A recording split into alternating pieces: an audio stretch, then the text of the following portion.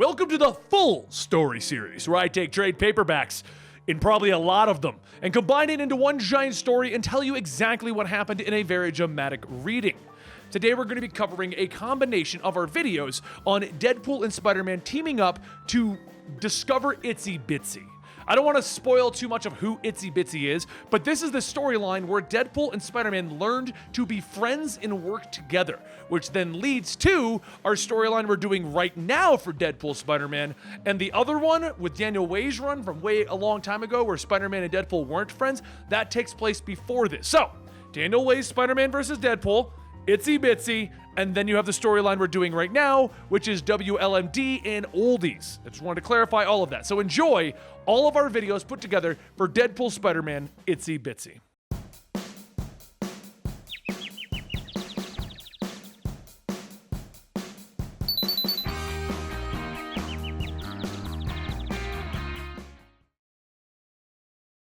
Our story begins with our heroes arguing about their current situation, which is them being tied up in hell at the hands of Dormammu. But Deadpool, being Deadpool, has a plan which involves him popping out and dislocating his hip, which gives Spider-Man just enough room to pull out one of Deadpool's katanas, freeing them. As the two of them get down, the mindless ones start to swarm around them, and now it's time for Spider-Man's plan. He webs up Deadpool and he begins swinging him around into the mindless ones. After defeating the group, Deadpool thanks Spider-Man because that swing actually knocked his hip back into place, and Dormammu begins his villain monologue. So Deadpool decides that this is probably a good time to do the whole flashback thing to explain why they're in hell fighting Dormammu. Before they got teleported to hell, Spider-Man was in the middle of fighting Hydro Man when Deadpool came to visit him, wanting to show him this cool new app that he's been using ever since he told his therapist that he didn't understand the whole moral contract that society is built on, or something like that. Deadpool spins the alignment wheel on the app, landing on chaotic neutral, and he says that he loves this one because it means he can do whatever he thinks is best, like give lots of hugs and do the BAMF thing. Before Spider-Man can even ask what the BAMF thing is, the two of them disappear and Hydro Man looks down and just says, "Okay, moving on."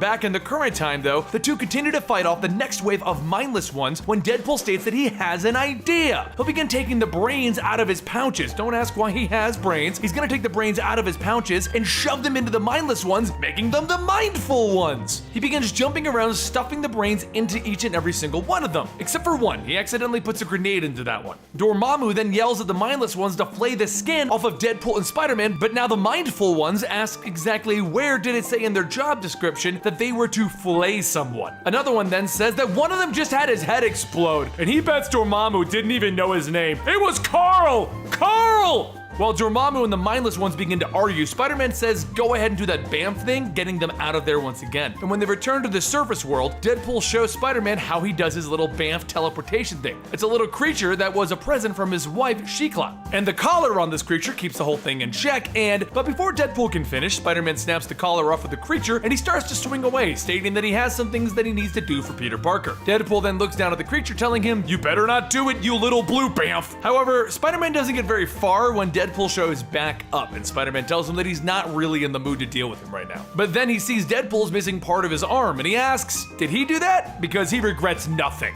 Deadpool states that he's not really here for that, and with his stubby arm, he points up, stating that the water dork that he let escape earlier kinda leveled up. As Spider-Man turns around, he sees that Hydro Man is now much larger than before, swinging down on top of them. The two of them manage to dodge the attack, and Hydro Man demands $100 million or he'll drown the entire city in its own filth. Spider-Man looks at Deadpool and he asks if he has any incinerary grenades, and how good is his healing factor? Deadpool says, yes, and my healing factor is awesome! Just look at my arm, it's almost back after that latest BAMF. Wait, why? Spider-Man webs up Deadpool and the grenade pins and he throws all of it into Hydro Man, causing him to explode. Afterwards, Spider-Man begins to hose down his suit, telling the upper half of Deadpool to never come near him again. And Deadpool looks at him, telling him that he's trying to change. Maybe if they palled around a bit, he could, and Spider-Man cuts him off, stating, what, learn how to be a good hero? Deadpool says, okay, he'll go kick some kittens or something so Spider-Man won't help him. But if he ever wants to hang out and maybe binge watch Grey's Anatomy or something, just give him a call. Spider-Man begins to head off and he begins to think about the only thing that he needs to do is hate Deadpool. It'll make things so much easier.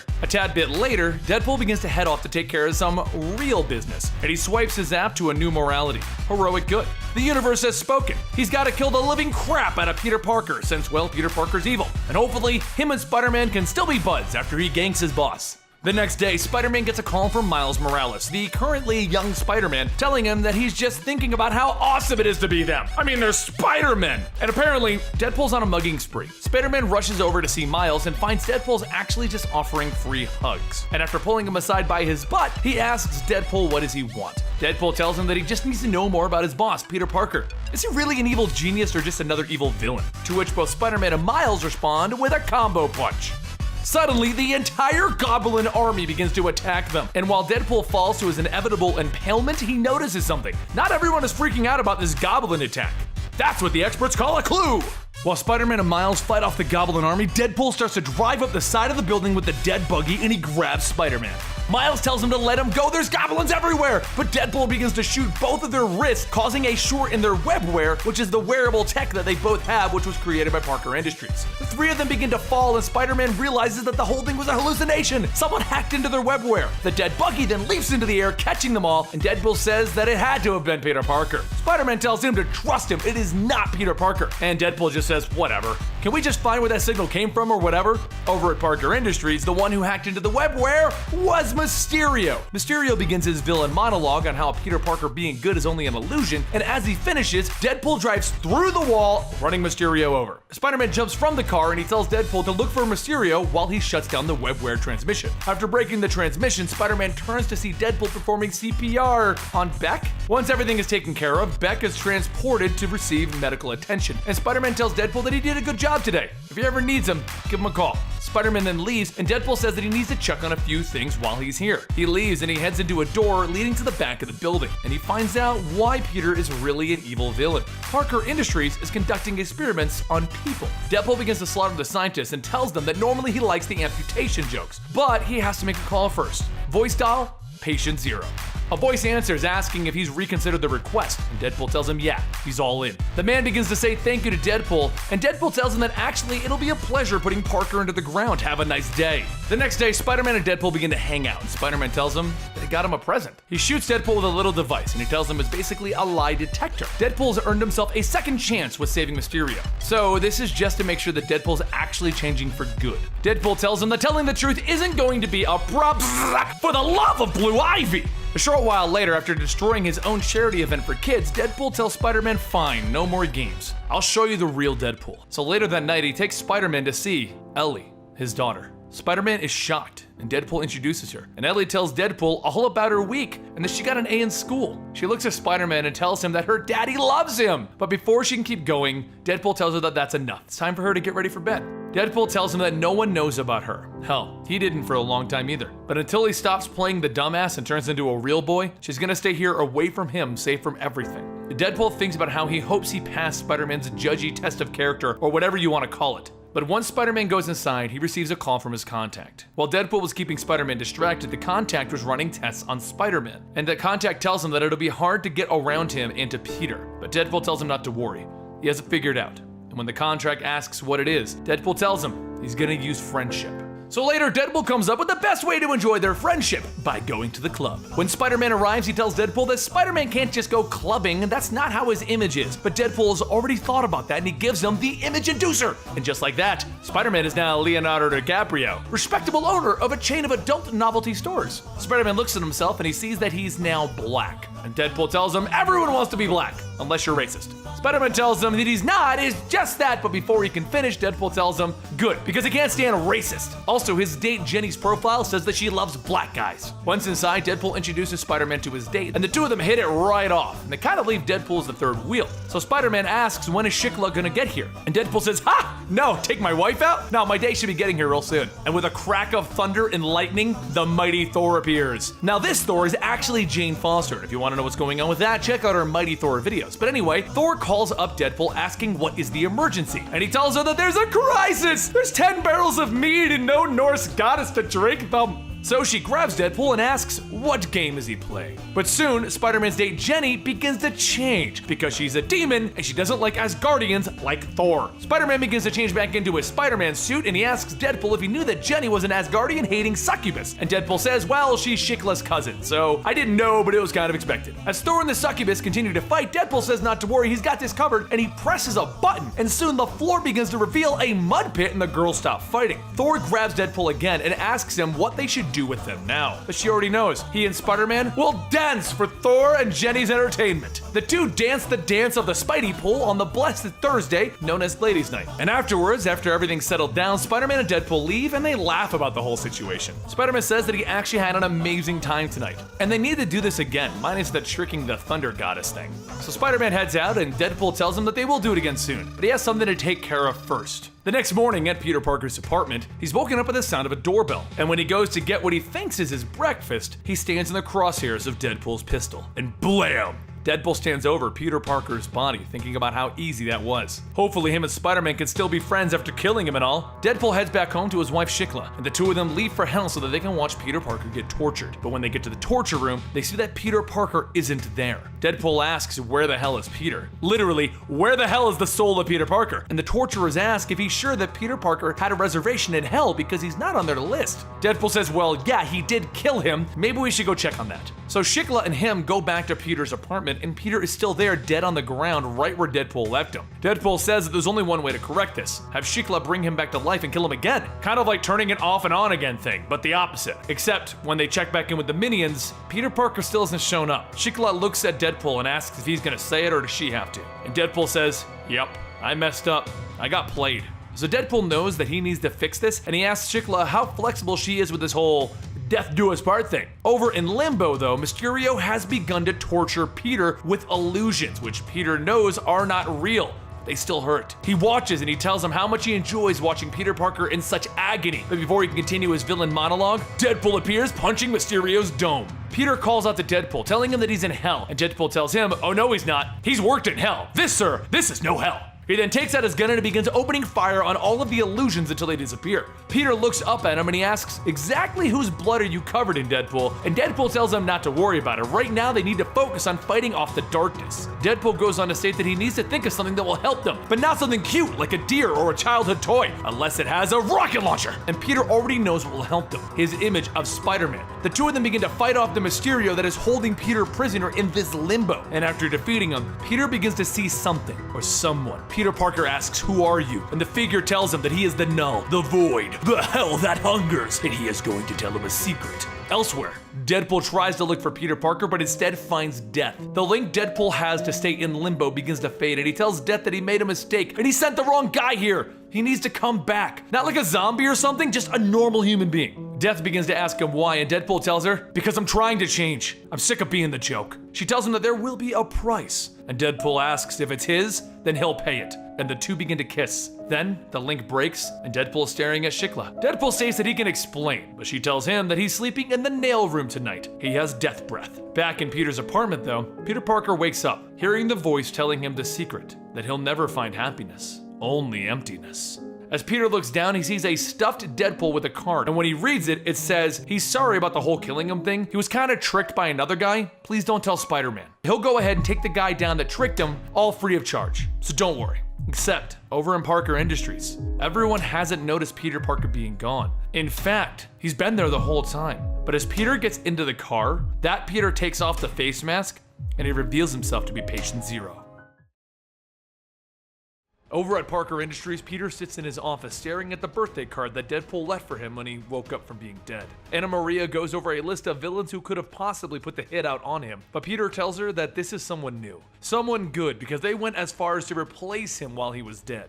Anna Maria then asks, if that's the case, what did this person take? And Peter sits thinking about the voice that told him he is missing something from his life. So Anna Maria asks again, and Peter tells her he knows what they took, but for now, they need to start tracking the beacons that he left inside of Deadpool's pouches. Elsewhere, Wade Wilson begins his surveillance on the glass building of the person who hired him to kill Peter Parker. As he watches, Spider-Man's voice tells Wade that he killed Peter Parker because he thought he was a monster.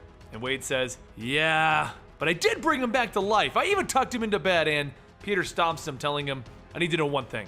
Was the whole thing a lie? You wanted to start a new chapter, or was it a lie to get to my boss? But before Deadpool can answer, the glass house begins to shine, and Peter says that they're gonna finish this after they deal with this obvious death trap. Inside, a man drinks his wine from a straw, and he says that it's his big day, you know, his rebirthday. From outside, Spider-Man and Wade crash in, and Spider-Man says, "I'm assuming you're patient Zero, right?" And Zero tells him, "Yeah, but go attack my monstrosities." Wade asks him, "Are they human?"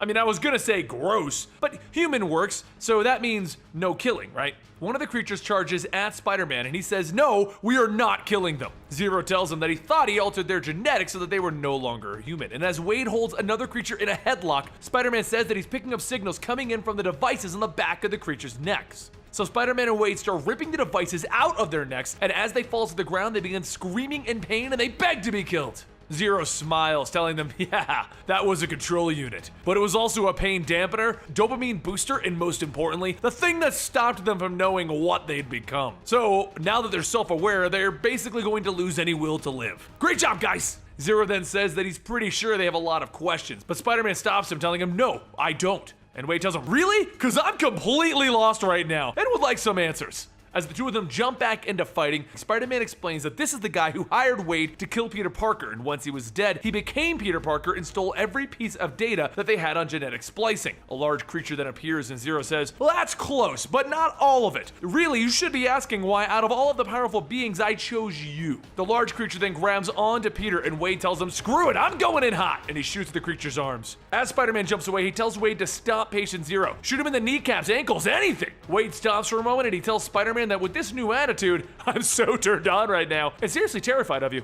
Spider-Man goes back to fighting off the large creature while Wade tries to stop Zero from escaping by throwing grenades. And then Peter shouts, "This is a glass house!" And Wade realizes it by asking, "And?"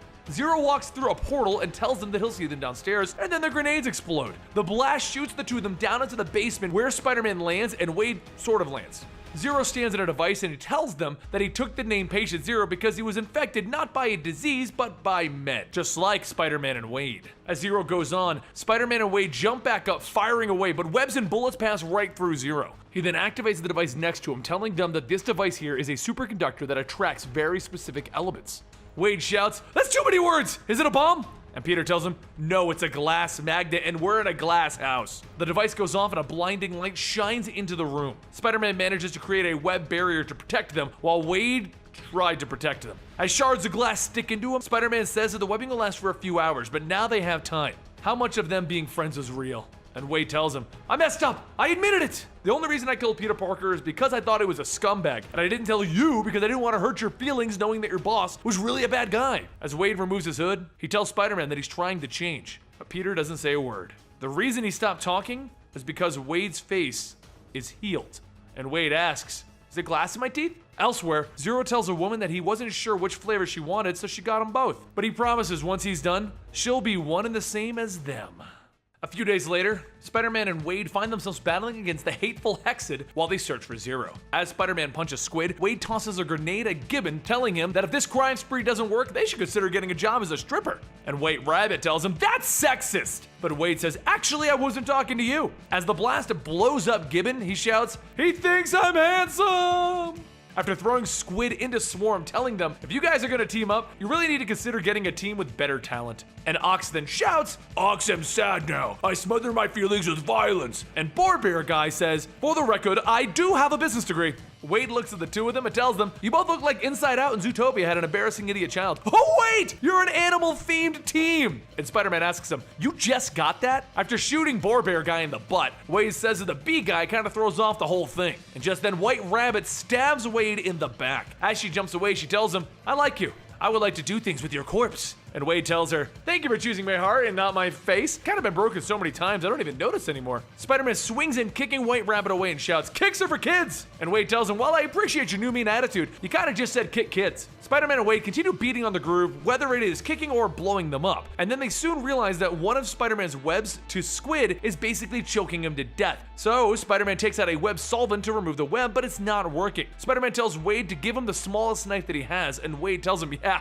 about that. Do you remember remember Gibbon ever being stabbed like that? Before Spider-Man can ask who, a sword flies through the air into Squid's head. Suddenly, a voice begins to sing, "Itsy Bitsy Spider," and Wade says that there's a new player that joined their game. He starts looking around, asking if Ashton Kutcher is going to show again, and then an elevator drops on Boar Bear Guy. Spider-Man shouts, "Who's there?" and then stops and says that his spider sense isn't detecting anything. A wire falls from the ceiling, grabbing White Rabbit by the throat, and then more swords are thrown into Ox. Spider-Man manages to shoot a web into the controls to stop the wire, but as White Rabbit falls down, she points over asking if they see that. And Wade says, "Sweet holy crap on a stick!" Across the room, a Spider/Deadpool creation says she made them something.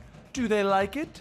Spider-Man shouts, "Who are you?" And the woman tells him, "Don't be scared. I'm one of you, just like you." Spider-Man and Wade try to catch her, but the woman crawls up the walls, telling them, "Maybe next time you can touch me." As the woman retreats, the doors to the warehouse fly open and SWAT teams begin to surround Spider-Man and Wade, telling them that they're under arrest. Later, as the sun begins to rise, Spider-Man and Wade sit on top of a bridge eating ice cream. As the two of them meet, Wade says that he wants him to know, and Spider-Man tells him he doesn't have to. But Wade continues, telling him, "Thanks for believing in me. I've never really felt so good in my life, and I owe it to you." Spider-Man tells him the feeling's mutual, though he didn't do much. He's a good guy, and good guys stick together.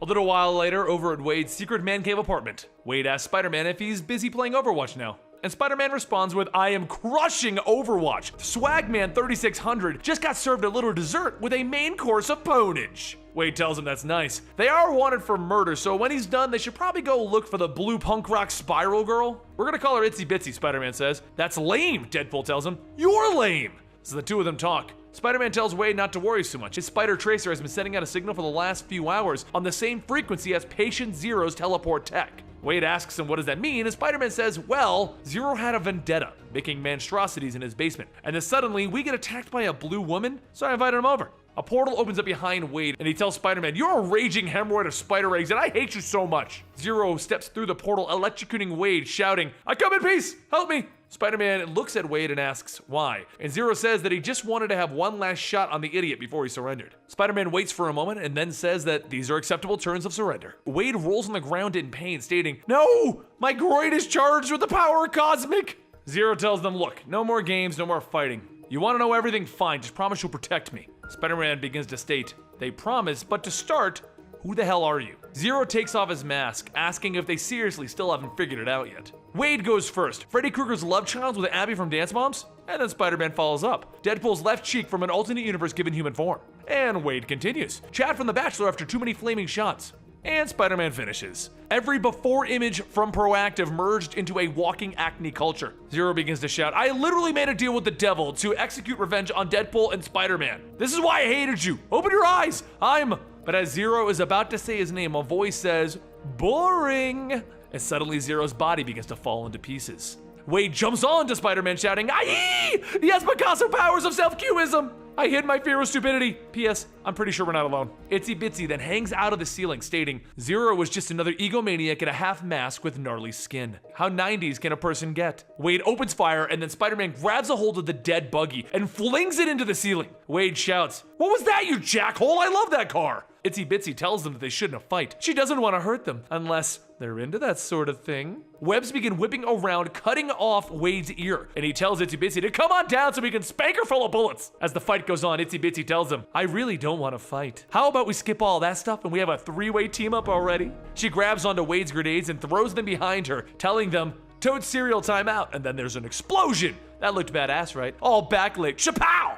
The three rush into fighting as Itsy Bitsy grabs Spider-Man in a headlock and begins shooting Wade. She tells them, "Come on, we have a greater calling together." Itsy Bitsy then starts punching Spider-Man, and as Wade tries to stop her, she shoots acid on his chest. As a hole begins to burn through him, Wade tells her that this really knocks her down on the DP sexy scale. Itsy Bitsy takes out one of her swords and holds it above Spider-Man's head, but before she can bring it down, Wade quickly cuts off her hands. She turns around, stabbing another of her swords into Wade and tells him, "That's interrupting. That's rude." As Spider-Man and Wade lay there, Spider-Man says they can't even touch her, and Itsy Bitsy tells them, "This is your last chance. Join me or it's goodbye." Wade tells him that he's got it, and he asks, "How good is your healing factor, Spider-Man?" Spider-Man says he doesn't have one, and Itsy Bitsy says that he's probably referring to the hundreds of pounds of C4 in the trunk of the buggy. Let's give it a whirl. Wade tells Spider-Man, "Don't worry, you won't feel a thing." And Spider-Man asks him, "Really?" And Wade kind of gets rid of that idea. "No, getting blown up hurts like a mother." From the fire, Itsy Bitsy stands up as her bones crack back into place, and after straightening her head, she says that this is why you never meet your heroes. Whatever, there's work to be done. And with that, Itsy Bitsy swings away singing, "The Itsy Bitsy Spider." But the thing that we discover about teleportation is that there can be some weird drawbacks. Like if two people teleport together, they can end up mashed together, which Wade happens to be looking at as they walk by the treehouse that they are in. Spider-Man asks what he's looking at, and Deadpool sighs, telling him, dream come true. Anyway, how's the guts feeling? Spider-Man leans up from his leaf bed, telling Deadpool that he knows that he's enjoying nursing him back to health to an unhealthy degree, but they really have to get back and stop Itsy Bitsy. Deadpool tells him not to worry, she's moving about 100th the speed that they are according to his calculations, which he didn't calculate. All he knows is that in this particular pocket universe, accessed by this particular thingamajig that he got off of the gray market moves time faster than back home. Spider-Man tells him that there's no proof that they are in a pocket dimension, to which Deadpool opens up a floating zipper which hangs out of Eternity's pocket and says, "See? Pocket dimension." Spider-Man then asks if that's true, where are they? And Deadpool shouts, "Cleveland! Wait, Weird World!" I was gonna bring Shikla here, but she's currently hates me for being so studly, hence why I even have this gateway. As Spider-Man gets up, he remembers something else important, and he asks Deadpool, "Did you?" And Deadpool says, "Yes, I totally did." And Spider-Man shouts, "You looked under my mask?" And Deadpool tells him, "Well, not your mask.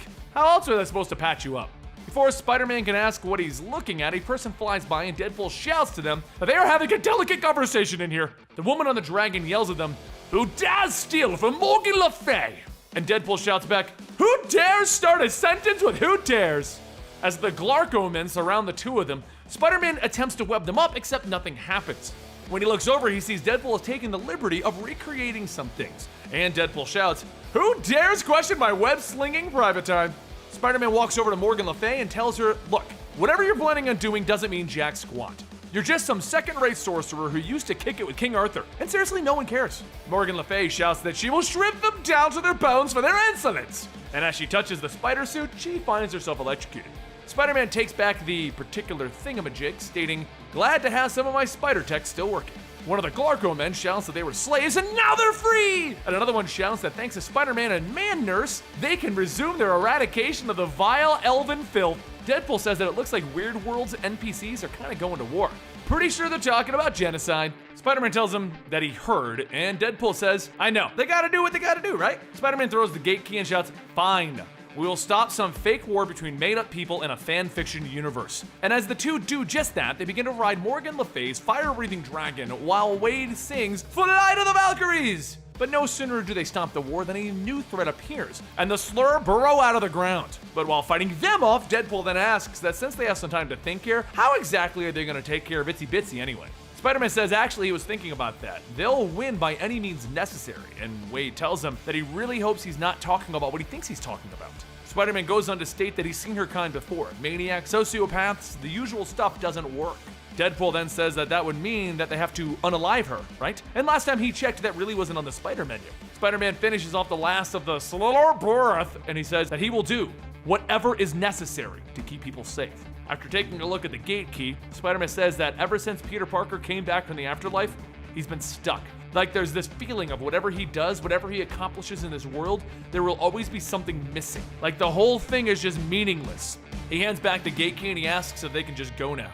And Deadpool tells him, "Sure, whatever, just another day battling extra-dimensional beings with your hero who wants to kill someone. Let's rush back to the big city." Where a whole 4 hours have passed. And Deadpool says that he can't imagine the excitement that they've missed. As the two of them step out of the portal, they see their logo in web, with bloody bodies filling it out. Later, as Spider-Man is sitting in a church pew, a voice asks if he wants to talk about it. He says that he's trying to get him to confess, and as the light shines on his bloody mask, he says that it's all because of her. She doesn't hide from them. She isn't afraid. She shows up and does her good work in their names. Anyone Itsy Bitsy deems a threat to society, she kills. Gangsters, supervillains, politicians. Whenever him and Deadpool show up, they lose in minutes of fighting her. He has never seen anything like her. An engine of death, killing people in his name. It's all like he's being tested because he won't embrace the most obvious answer to the problem. The voice then asks, what is that answer? And Peter tells him that it's not the one that Deadpool expected him to find out here. Only an hour before that. Spider-Man throws a pair of swords onto the ground, telling Deadpool that this is stupid. And Deadpool tells him that they have to start somewhere. You're a good fighter, but you're not a great fighter. So I called in some big help. Seconds later, Nightcrawler bamfs in, and Deadpool tells him that he loves bamfing. He wishes that he could bamf. Spider-Man walks off telling him, yeah, you can enjoy some hero practice. I really don't have time for this. Nightcrawler teleports in front of Spider-Man, telling him that if he cannot find what he needs here, he's free to leave, but give him the courtesy of a good workout. Soon, Spider-Man and Deadpool are sparring with Nightcrawler, and as the fighting continues, Spider-Man gets more and more aggressive. Deadpool shouts to Spider-Man that he isn't even trying anymore. Drones? And Spider-Man tells him to shut up, and Wade tells him no. This is how you fight to kill someone. Nightcrawler stops telling Spider-Man to wait, and he asks if that was just typical poor Deadpool humor, right? You really don't plan on capturing this woman, do you? Spider-Man swings the sword at Nightcrawler, telling him to shut up, and Deadpool swings down on Spider-Man's sword, telling him to answer the question. We're all friends here, so if you want someone to teach you how to murder, Nightcrawler will help.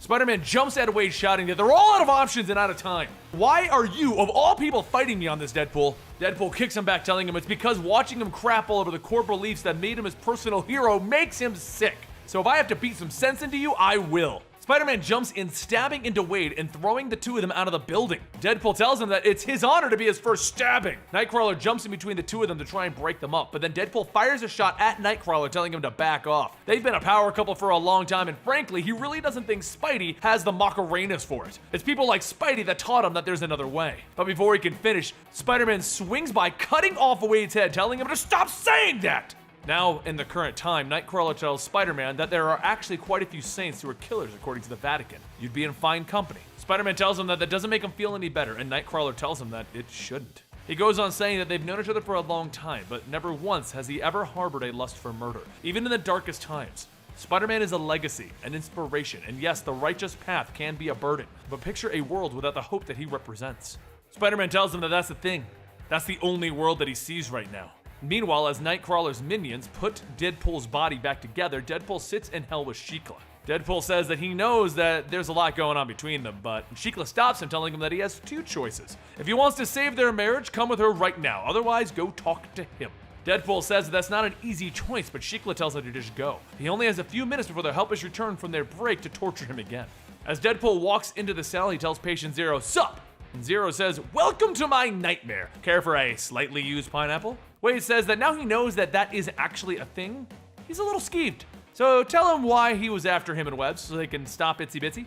Zero begins to take off his mask, telling them that that's a lot to cram into 5 minutes. But I've become somewhat of an expert of cramming. As the mask comes off, Wade sees that patient Zero is in fact Weasel.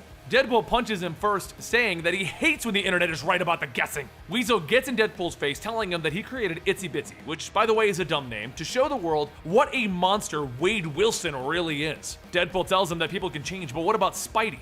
He then begins to choke Weasel as he rambles on that he found himself a partner with a mutual taste for darkness, and a serious mad-on for his best pal. Deadpool wakes back up in the real world, quietly saying that he knows everything, and after he looks around, he asks, "Where's Webbs?" Nightcrawler tells him that he's lost, and he points towards the altar.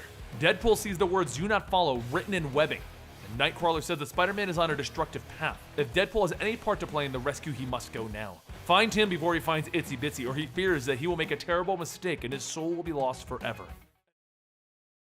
Says teaming up with Spider-Man, Wade has been learning how to be a better person by not killing people, whereas Spider-Man has been slowly getting pushed over the edge to be forced into killing Itsy Bitsy since she has been making kills across the city of New York in their name, the names of Spider-Man and Deadpool.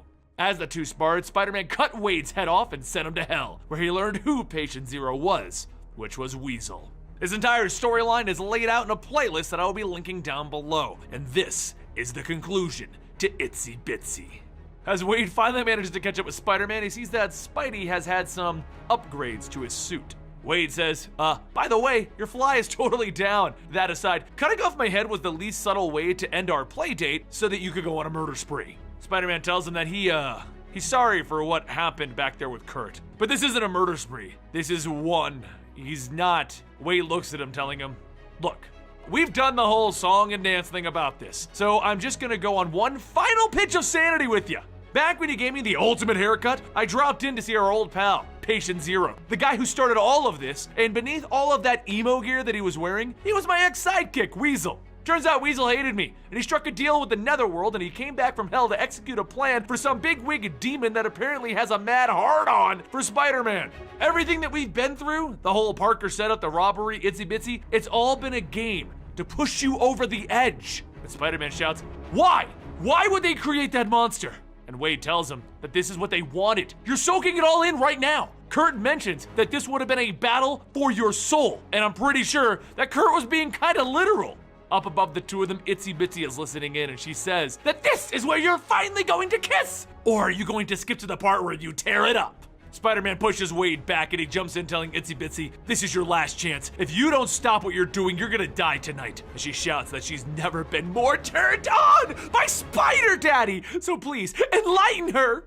As Wade gets back up, Spider-Man radios to him that they really need to talk, and a beep goes off on Wade's phone. As he looks at it, he sees a picture of his daughter with a shining Spider-Man doll. Spider-Man says that he didn't want him to get in his way, but the cloaking systems installed in his house will only be on for so long. So unless he goes back and deactivates that doll will broadcast its location to everyone that Deadpool has ever pissed off across the galaxy. As Spider-Man chases Itsy Bitsy, she asks, "Why don't we just team up? We can take down the criminal empires, stop the crooked justice system. In fact, it's our responsibility with powers like this." Peter shouts that their responsibility does not include playing God, and he doesn't want to do this. Itsy Bitsy jumps on Spider-Man, telling him that he's lying! She can't tell, though, because she can't see his lips moving underneath that mask. The cannon on Spider-Man's shoulder begins to burn away at one of Itsy Bitsy's arms, and Spider-Man says that she's right. He was lying. He was reading up on her, and he found that her regenerative capabilities are off the charts, and that blast Parker Industries clean energy, basically a mini power plant on his shoulder. With that, he can dissect her at the atomic level and stop her. So this is her final warning. Itsy Bitsy swings back, telling him that she would like to make a retort, and then she fires her gun, shooting off one of Spider-Man's mechanical arms. Spider-Man falls down into the shipping containers below, and Itsy Bitsy jumps down, pulling out a sword, saying, "This is all boring, and she's gonna end this now!" And just before she can swing down, another sword is thrown through the two arms, holding down Spider-Man. Spider-Man looks up, and Wade tells him, "Now, we've gotta go get the transmitter." Wade then stops Spider-Man, telling him, "I know you're really twisted right now, but you would never put a little girl's life in danger because of it. Tell me that I'm wrong." Spider-Man remains silent, and Wade tells him, "Say it! Tell me that you wouldn't just kill a little girl because of some dumb midlife crisis." Itsy Bitsy attacks, and Spider-Man shouts, "She's fine! Are you happy now? I was bluffing!" Wade gets pushed back, and two more swords are thrown, pinning him into a container. And Itsy Bitsy says, "You know, the three of us could have made a beautiful babies!" Spider-Man then webs up Itzy's leg and swings her back into a tarp-covered object. As she hits it, her body begins to disintegrate. Spider-Man says that's the clean energy that he was talking about. It's a plasma breeder, which essentially duplicates the conditions of the sun for a billionth of the second. Itzy's upper half begins to fall to the ground, and Wade shouts, "Yeah, we did it! Now we just gotta cover up in some hard gel and..." Spider-Man stops him, telling him, "You aren't listening. We trap her, she'll regenerate, and she'll escape. This ends now." Spider-Man picks up Itzy's body, and she tells him to do it. "Show some spine! Be all that you can be! End it, or I'll swear I'll go back to wear this city like a skin suit!" Spider-Man sighs. "I know, which is why we're gonna have to take a stroll in my son in a box. God forgive me." But before he can throw her in it, a bullet grazes by his shoulder, and Wade jumps down, telling him, "Look, this is me begging you not to do it, Spider-Man." And Spider-Man looks at Wade, telling him, "I'm sorry." And as Wade pulls down his mask, he says, "Yeah, samesies." Meanwhile, down in hell, Mephisto shouts that the beloved Spider-Man, so special, so pure, so lost. Hopefully everyone likes downers, because today the soul of a hero will burn. Back up on Earth, Spider-Man pulls away one of Wade's guns, telling him that this has to be done. And Wade shouts that he understands. He has a PhD in making craft decisions, and this is one of them. There has to be a super max prison somewhere that can handle her, or a parallel dimension. Maybe we could have just called the Dragon Balls and wished her away. Spider-Man tells him, "Actually, I didn't think of that one, Wade. Oh right, they don't exist." As Wade and Spider-Man begin to fight, Itsy watches and waits, and regenerates. Spider-Man knocks away Wade, so Itsy jumps up onto Spider-Man, telling him that he isn't killing anyone today, though she was impressed that he came so close! She then throws Spider-Man over towards Wade, that they should just talk about it for a second. They could create a new normal! Spider-Man jumps back in, telling her that he is done talking. And as Itsy goes on, Wade listens, saying, "This is the scary part. Spider-Man's not responding anymore. No jokes, no nothing, just fighting." Spider-Man then grabs one of Itzy's legs and rips it off, and he begins to beat her with it. Itsy stops moving, and Spider-Man says that there's a hole inside of him. One that he thought that if he kept fighting would shrink, but it's not working. Wade tells him that he knows a lot about holes, and a lot about what they should and should not be filled with. But murder, even righteous, justice-fueled murder, isn't going to help. It'll just pull you apart. Spider-Man tells him he knows, But before he can finish, Wade punches him, calling him a coward. You want to throw your life away for this one psychopath? You know what? Screw it! It's your life! He then pulls the pins on all of his smoke grenades, tossing them. As the smoke clouds the area, Spider-Man grabs Itsy by the arm and then he holds her into the plasma breeder, burning her alive! As Spider-Man steps back, Wade asks him, how did it feel? Spider-Man, completely justifiable righteous murderer. Mephisto watches, stating, no. And Wade goes on asking, did it make you feel whole? Because that was brought to you by one of your glorious image-inducing vision machines. Which, by the way, I owe you a new image-inducing vision machine. Spider-Man steps out of the smoke and Wade turns back to the circling news helicopter shouting that the bad guy is dead. The day is saved! Now make sure to edit this so that it was Deadpool who saved the day with the killing. Spider-Man walks over asking him why. He would have done it, he would have killed. And Wade stops him telling him, yeah, I know you would have. The world would have been a much nastier place for it too. Hence plan B. Wade walks off telling him, don't worry, I'll hit up an Assassin's Anonymous meeting, so don't look so sad. We won. The next morning, atop the Brooklyn Bridge, Spider-Man watches the sun rise eating tubs of ice cream. Wade walks up telling him, you know, if you keep eating that, you're gonna have to let the belt out on that suit. Spider-Man stops and he asks him, do people really change? Like, after a certain point, are we locked into who we are? And Wade says that after their uproarious little adventure, I can definitely say I have no freaking clue. Spider-Man looks at Wade's scarred face and Wade says, yeah, I had to cancel my proactive spokesmodel thing, but at least my arm's growing back, so there's that. As Wade tries to pull his mask down, Spider-Man tells him that he almost compromised everything that he's ever fought for to try and make the pain go away. And Wade asks him, who hasn't? I've tried booze, dry goods, punching, killing bad guys, and only one thing seems to work. Spider-Man tells him, it's friends, people who you love, doing good things. And Wade follows up with, actually it is booze, but sure, love. Spider-Man hugs Wade telling him that he knows what he sacrificed for him, and he swears that he'll make it up to him. And as Spider-Man webs off, he shouts to call him when he's ready. And Wade waves, flapping his tiny little arm, saying, yeah, we should do this again sometime. And there you have it. Not quite as long as many of our full stories, as this story was kind of weirdly broken up. They did like 1 to 3 issues of the storyline of Itsy Bitsy, and then they would throw in a weird filler issue, and then they'd go back to Itsy Bitsy. Personally, I thought it was a cool idea and a cool concept. Deadpool, getting rid of Spider-Man and then dealing with Itsy Bitsy and then the whole clone thing. Plus, you can name it Evil Love Child. How can you not go wrong? Anyway, don't forget to join us over on our Instagram at Comicstorian, where we post a lot of images from comic books and our opinions on things and how excited we are for various things. Anyway, I'll see you guys next time right here.